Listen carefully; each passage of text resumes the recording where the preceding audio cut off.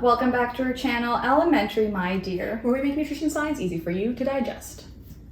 Sorry, I forgot. I'm out of it. All right. Today we're reacting to TikTok advice on supplements. Make sure you hit that subscribe button so you never miss one of our videos. Again, this is the same entry we do for all of our TikToks, but I love TikTok. I spend way too much time on TikTok. I've converted you to a TikToker. I love it. I feel like I learned so much from TikTok. Although I sometimes wonder, because a lot of nutrition advice on TikTok is kind of problematic. I wonder if that's true for all the other things I'm learning. Do you ever wonder that? I do. It doesn't stop me from absorbing the and be like, yeah, I saw this, someone was saying this. I feel like when we're having conversations, literally every third thing we say is, I saw this on TikTok. Oh, I saw it on TikTok. Oh, I learned this on TikTok. Then I have to always be like, oh, but it was a TikTok, so like I don't know if it's 100% true, but like they say I believe it. You know, media literacy is important, boys and girls. And today we are here to bring you the truth on some of those claims that TikTok doctors are making about supplements. What's interesting is they're giving a lot of very specific prescriptive advice to all the people. I think this first video really exemplifies that. I don't recommend a lot of supplements, but I do recommend some, and they are vitamin A, vitamin D, vitamin C, zinc, manganese, magnesium. These are essential, right? As well as iodine, Lugol's, and then something to keep your bowels moving. As well as all the medicinal mushrooms you can find that are good quality to stimulate the natural killer cell function. I love how boldly he said, I don't recommend a lot of supplements, before recommending maybe 10 to 20, depending on how many mushrooms you find. Yeah, that was very funny to me. I don't recommend a lot of supplements. You know, I figured he'd maybe give like one or two.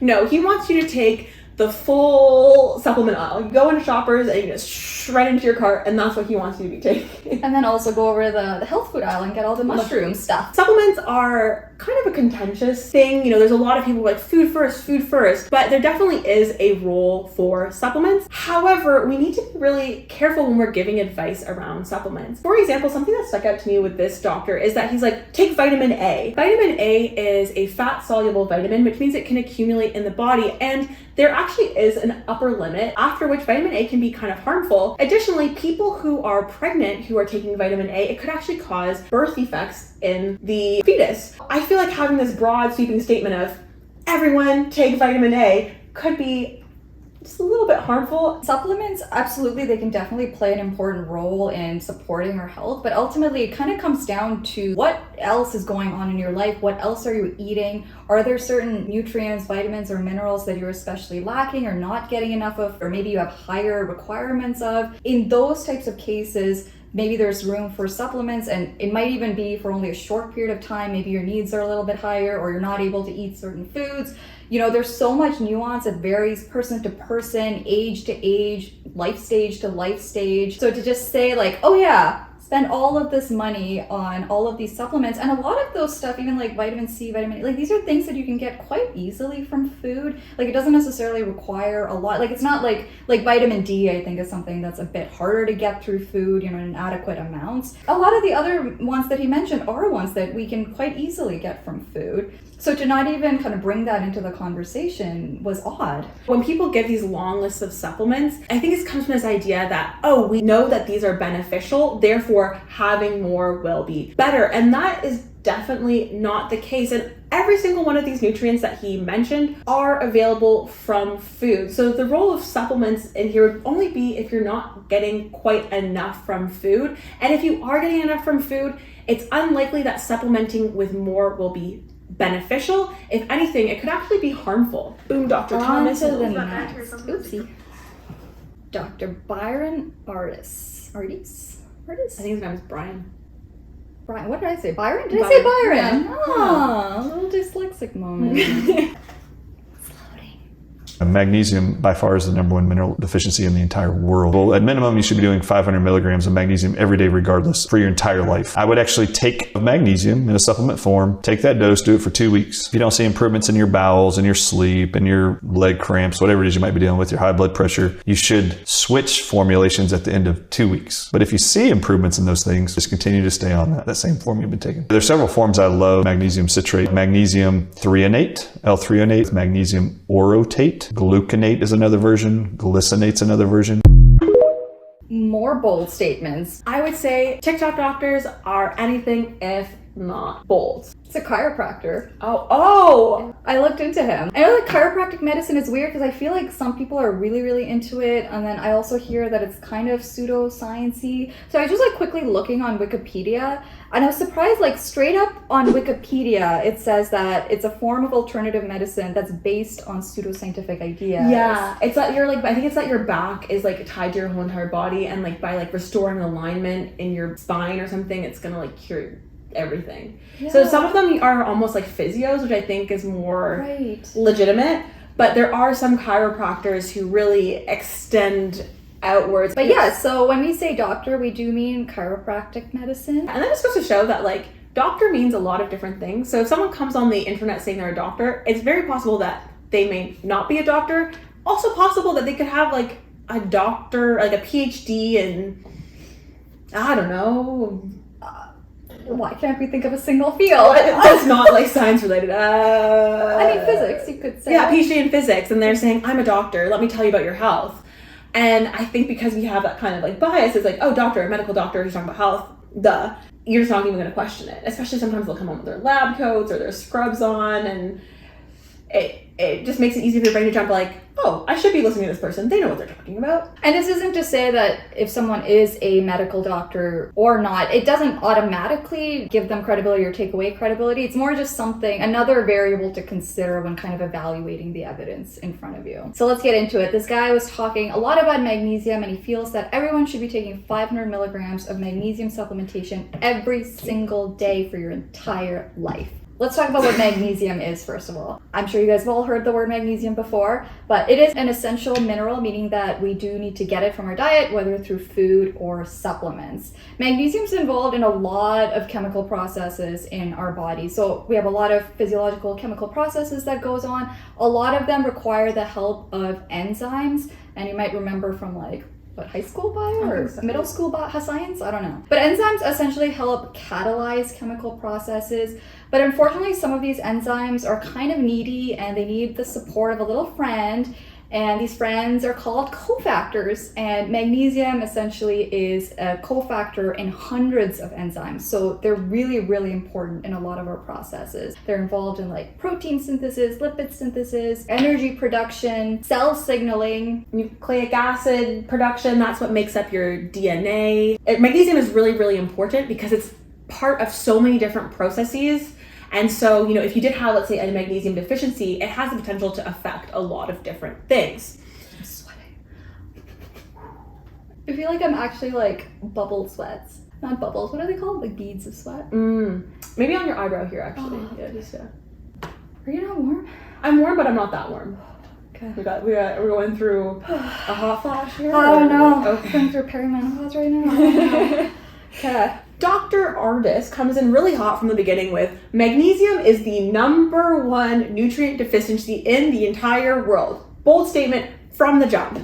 And unfortunately, that bold statement is not quite true. It is true that magnesium deficiency based off of blood levels of magnesium is quite prevalent. In the United States, it's thought to range from about 10 to 30%. It's also estimated that about 50% of Americans are not meeting the estimated average requirement for magnesium. So, you know, magnesium deficiency is an issue. However, it is not the #1 biggest nutrient deficiency in the entire world. And we can look to the World Health Organization to really let us know what those may be.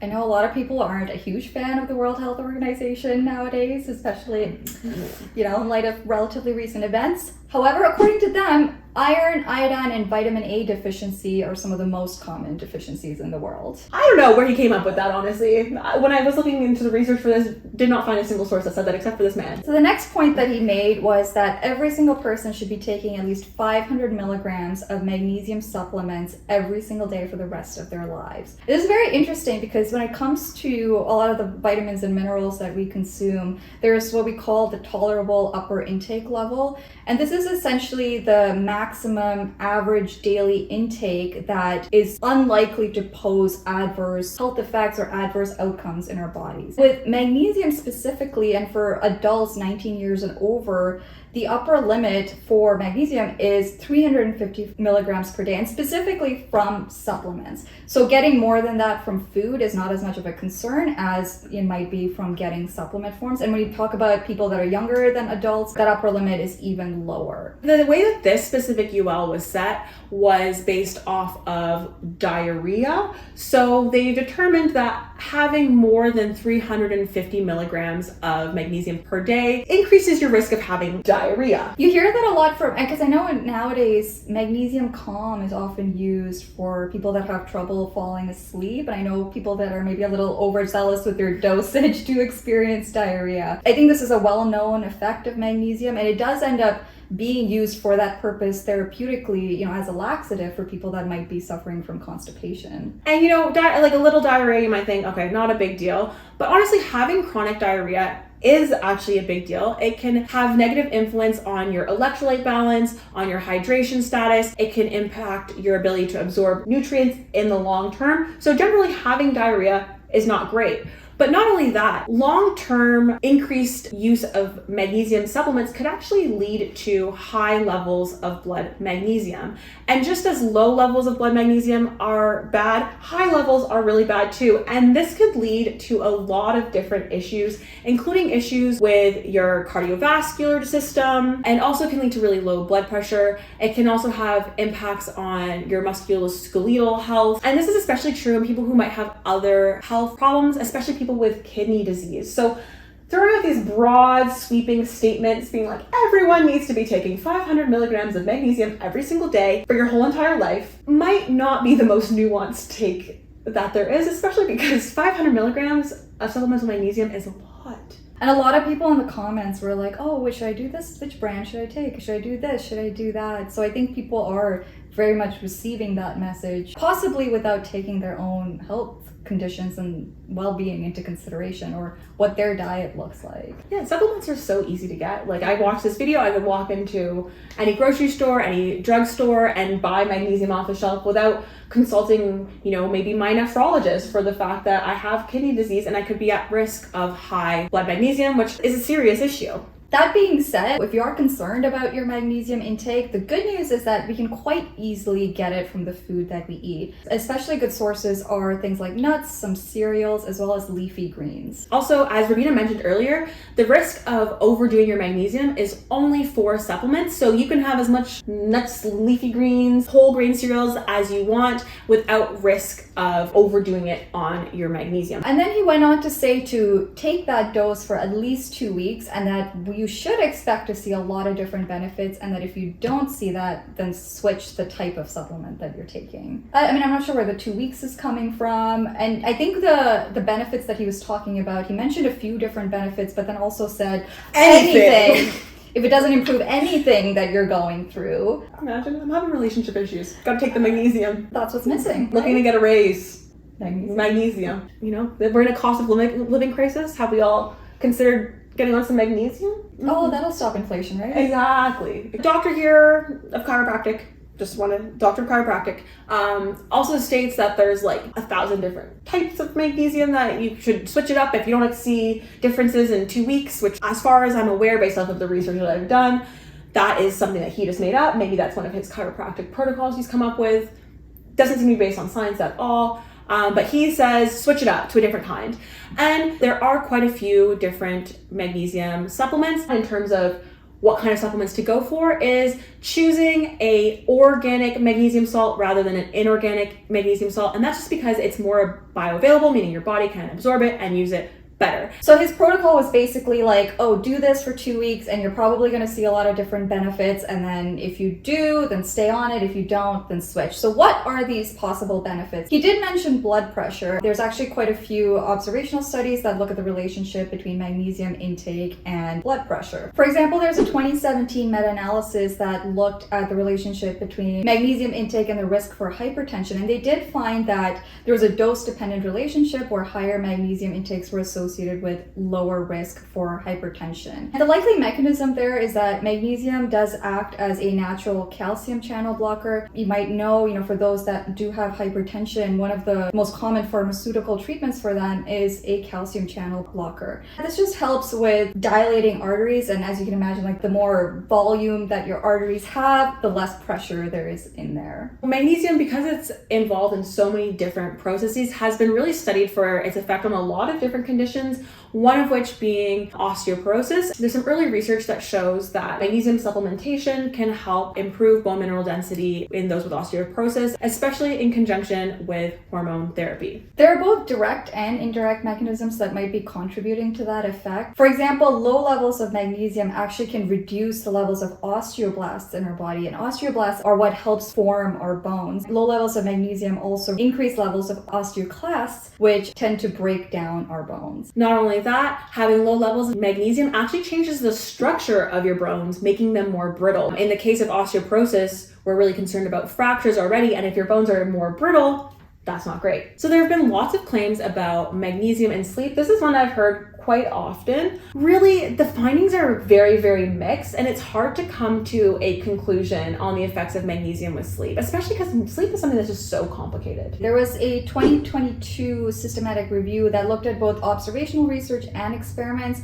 And what's interesting is that the observational research seemed to find that higher intakes of magnesium correlated with better sleep. However, when they looked at experimental trials, we didn't quite see the same effect. So it's possible that there might be other confounding variables in there, but at this point, I don't think we quite know, or the evidence doesn't quite necessarily support that magnesium supplements are helpful with sleep. I know that magnesium is found in a lot of really beneficial foods, whole grains, leafy greens, and alongside magnesium are a lot of other minerals, a lot of other nutrients. So potentially it's not the magnesium, it might be something that's just like tagging along with a magnesium. Maybe it's magnesium's bestie that's helping out and magnesium's taking all the credit. Or perhaps just like the overall diet quality that's more supportive of better sleep. But sleep is very complicated, so if you are having issues with your sleep, definitely go talk to a healthcare professional about that. Additionally, magnesium has been looked at for its relationship with things like diabetes, cardiovascular disease like heart disease and stroke. Generally, observational studies show that increased magnesium is protective against those things compared to,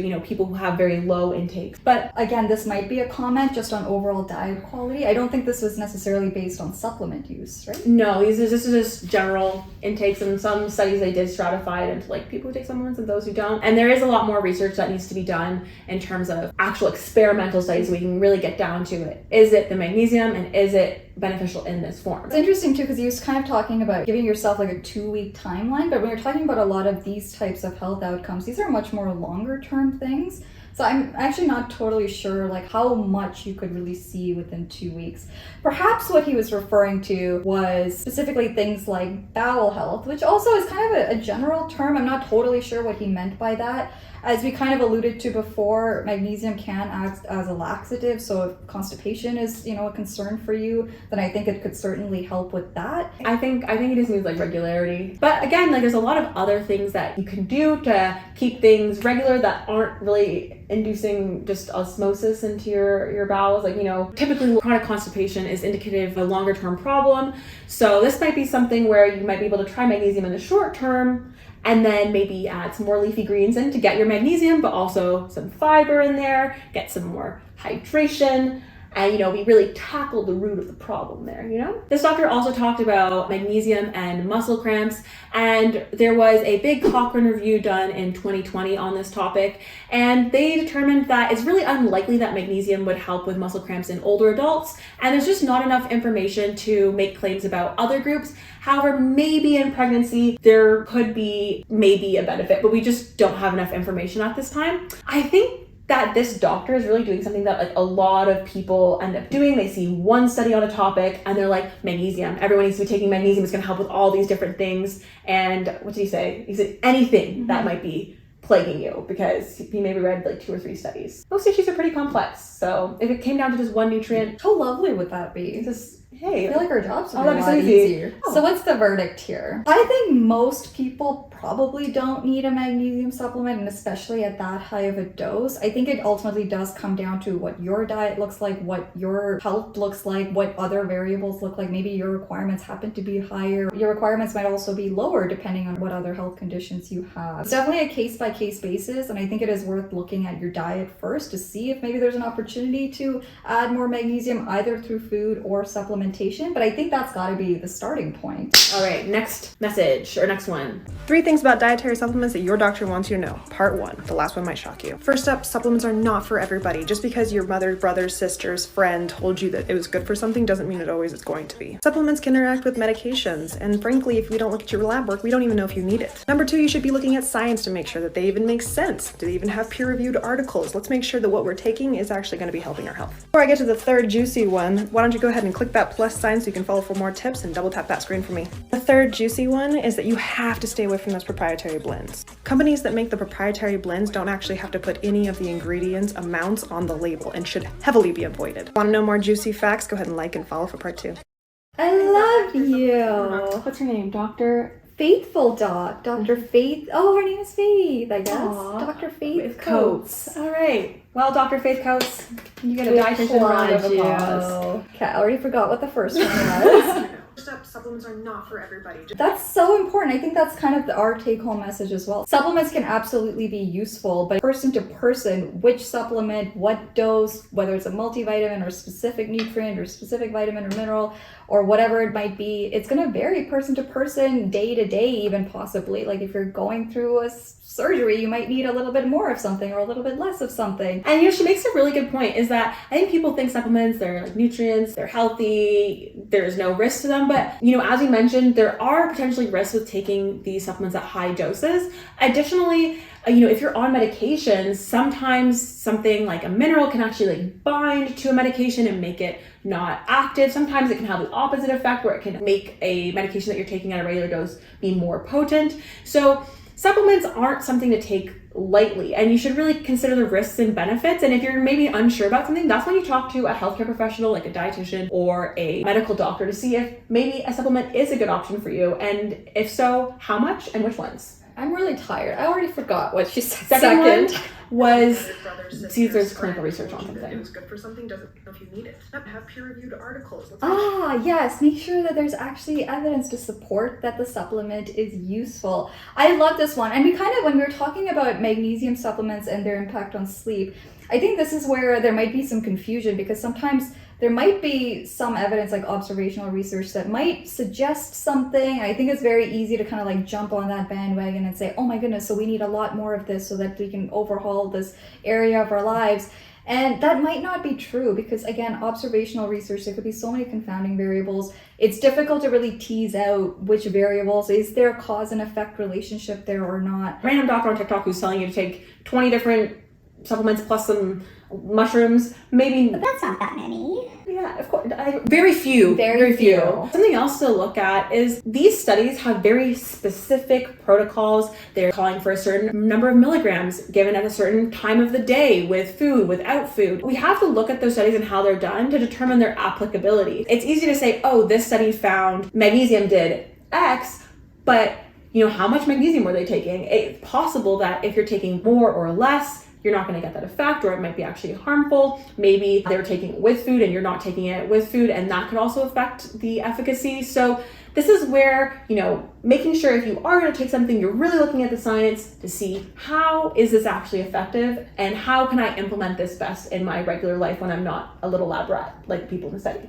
And of course, looking at the science is not easy. It's something that takes a lot of time, and it does take some level of expertise in the area to be able to look at the science. So if you do have some questions about your own case, connecting with a healthcare professional that knows your case and knows your blood work and all of those things is going to be really important. And the proprietary blends. I do remember that one. Yes. That was the juicy one. That was the juicy one. Maybe that's why it stuck with me. I'm glad For we stuck- marketing work.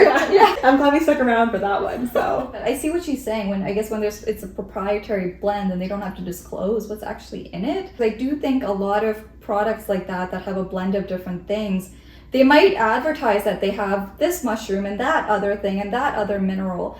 but the amounts of each thing might be so low that it doesn't actually have any therapeutic effect. Or, I mean, the whole point is that we don't know. I think this is something where it is a case-by-case basis. There are some proprietary blends that have been extensively studied, and there's a reason for why they put in a certain number of certain things. But also, though, if it's a pill, have you ever looked at, like, there are like 10 different ingredients in there, and I know if I poured out all those supplements into my hand in actual therapeutic doses, there's no way that they would fit into this pill. You kind of have to sometimes ask yourself, like, what are the doses in here, and would I be better off just making sure that I take, the different supplements individually? Oftentimes these proprietary blends are actually more expensive than if you just took them individually, and your body has certain receptors that are like double timing it, and so sometimes there might be two things that are like in a supplement that are competing for each other. It means that you're taking this and they're kind of like canceling each other out because you're not actually absorbing them to begin with. Proprietary blends, there is a little bit of nuance there, but generally may not be the best way to get those nutrients in. So what's our takeaway? Ultimately, I think supplements it's a more complex topic than I think often gets thrown around on social media.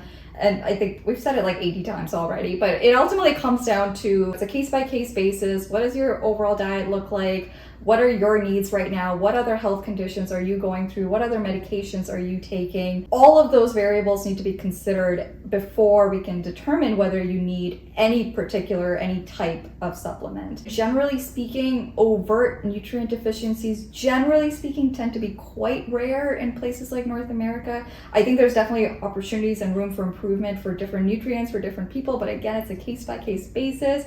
So if you are concerned about your nutritional adequacy, I would say connecting with a healthcare professional that can kind of assess your blood work and assess your lifestyle is the best thing that you can do. No matter what the TikTok doctors say.